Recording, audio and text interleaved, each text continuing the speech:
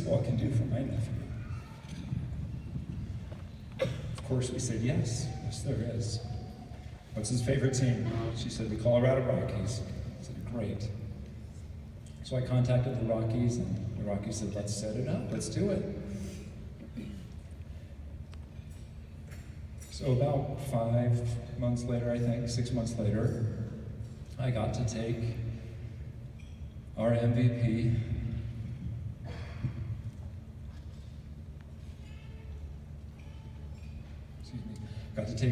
Gavin, and his grandparents and his sister Celeste out to Denver.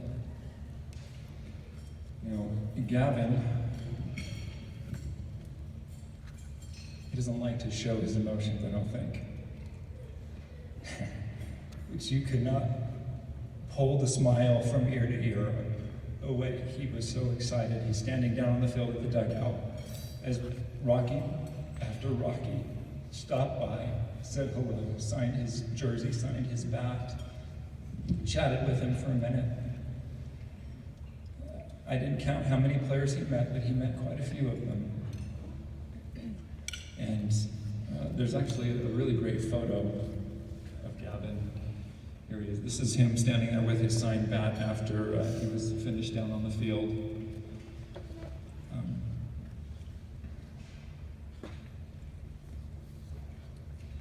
It was quite an experience for me, and I'll let Debbie talk a little bit more about that.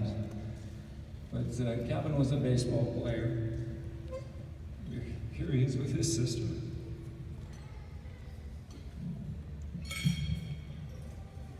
Before I think about the Mariners anymore, I'd like to pass the mic to Debbie.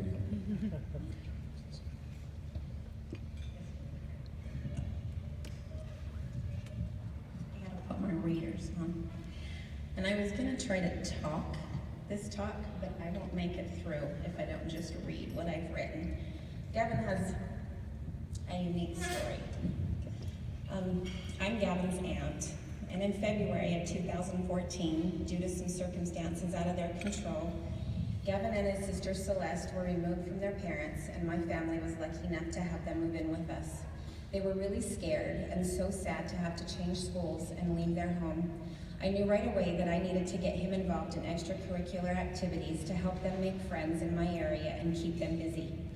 I have 4 kids of my own, and we were very involved in our community baseball.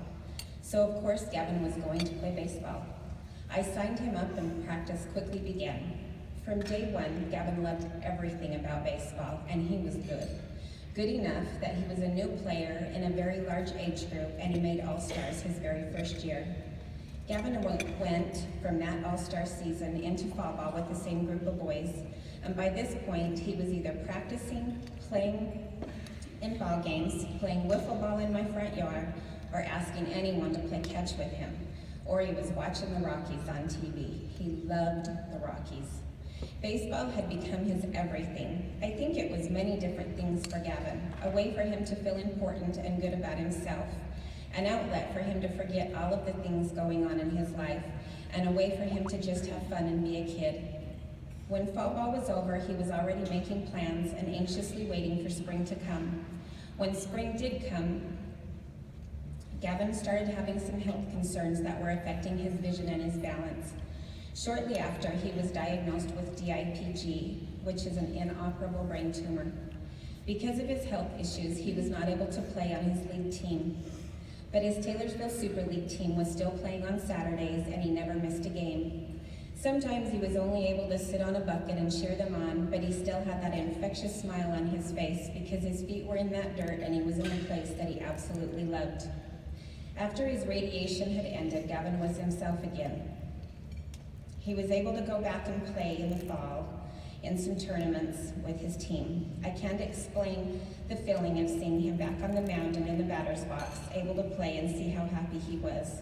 The entire baseball community supported him and cheered him on from both sides of the bleachers. There's something to be said about baseball families. No matter which team they're cheering for, the love of the game makes you always support your own. When I signed Gavin up for baseball, I had no idea the impact that it would have on his life and the lives of so many other people. A couple of months after Gavin was diagnosed with DIPG, a friend of mine through baseball had called and told me to write to the Sons of Baseball. She said that her husband knows a lot about them and that they do incredible things for kids. So I decided to write them explaining Gavins' story. A short time later, they were offering to take Gavin to watch his Rockies play in Colorado. He was absolutely ecstatic. It was something for him to look forward to. The Sons of Baseball sent Gavin, Celeste, and their grandparents, whom they are now living with, working towards adoption. They received first-class treatment while they were there. Signed souvenirs, jerseys with their names, a personal tour, and he got to meet so many members of the team. For Gavin, this was his trip of a lifetime. Our family is forever grateful for everything that the Sons of Baseball did for Gavin. I know everyone has different stories, none are very easy, but for Gavin, baseball saved his spirit. It put a smile on his face right to the end, and it was so much more than just a game. I'm just gonna share with you a tribute that his baseball coach wrote. The world lost a little warrior yesterday. My son and his teammates lost a good friend. Gavin Williamson was his name, and he was one of the toughest people I've ever known. You see, Gavin has been a fighter his whole life. Circumstances beyond his control caused Gavin to adapt to a life in ways that most people only fear. He tested my patience many times in the early going, but we grew to understand each other through baseball. I wouldn't have changed a thing except for the cancer. By last year, Gavin had found his baseball stride, and he was always ready. He wanted it. He wanted to be where the ball was. He loved to pitch. Most kids want to pitch for the ornamental value of being the pitcher, but for Gavin, it was quite the contrary. It was less about how it looked and more about competing. Gavin wanted to pitch because he was a competitor, and he didn't want to just pitch, he wanted to strike someone out. When batting, he would step into the box with his backhand up, asking the umpire for time to get into his stance, smack his bat on the ground, and point that bat up into the outfield as if some would say calling his shot. In fact, the silhouette on our jerseys is none other than that of Gavin himself, standing there courageously with a bold prediction. Then came the fierce bat waggle, I mean really exaggerated. It reminded me of a cork ready to pop. His adrenaline and enthusiasm constantly got the best of his ability to hold still on the ball field. Gavin had an unbelievable appreciation for baseball, especially considering his young age. It was a place where he fit right in. It was a place that gave him confidence and where he was a leader. The pictures and videos, oh sorry, I got lost. He was a little fireball, and if only he knew of the strength that I am drawing from the memories, from the pictures and the videos, and from baseball, he would be so proud of me for leaning on baseball because it carried him. It carried his spirits higher than the disease that tried to swallow them. He had his radiation helmet decorated with baseball stuff, and he wore his baseball jersey to his radiation treatments. When the nurses at Primary Children's Hospital asked him how he got so tough, he told them he's tough because he plays baseball. Dang right. One of the greatest things about Gavin is that he never lost his innocence. Because of the good people in his life, he always was able to maintain some sense of normalcy despite his circumstances. When we went to see Gavin in the hospital, one of my sons couldn't help but shed a tear. Gavin quickly called him on it. Are you crying? Did you eat something spicy? He was always able to lighten the mood, whether intentionally or un. By the time his condition was affecting his play on the field, Gavin had become the catalyst for unity, sportsmanship, friendship, and leadership of our team. They all rallied with heart around this little boy. It gave me goosebumps multiple times each practice and even more often during games. I was so proud to have this boy representing Taylorsville baseball. For all who have known what Taylorsville baseball has to offer, Gavin exemplified all those things. He made everyone around him stronger, while everyone on both teams, umpires, coaches, and fans were rooting for Gavin. There was Gavin, the loudest one in the dugout, rooting for us. When he pitched or hit, even when he could hardly see and both teams were on board to let him succeed, Gavin knew what was up. The other team was purposely striking out because we had talked to them about him likely not being able to react to a ball hit back at him, but he didn't want that advantage.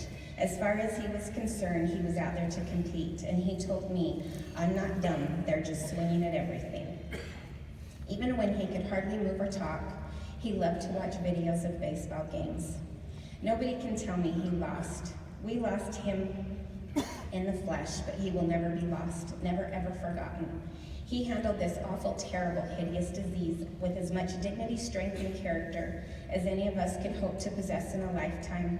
He finally beat the cancer when his soul left his disease-stricken body. I will forever use Gavin as a source of inspiration and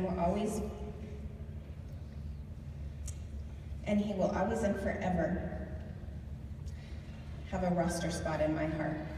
He wore number 2, but was second to none. Rest in peace, Gavin, you are free now. On March 1st of 2016, at the age of 10, Gavin lost his battle with cancer, but he never lost his love for the game. Our family would like to thank the Sons of Baseball for supporting Gavin on his journey.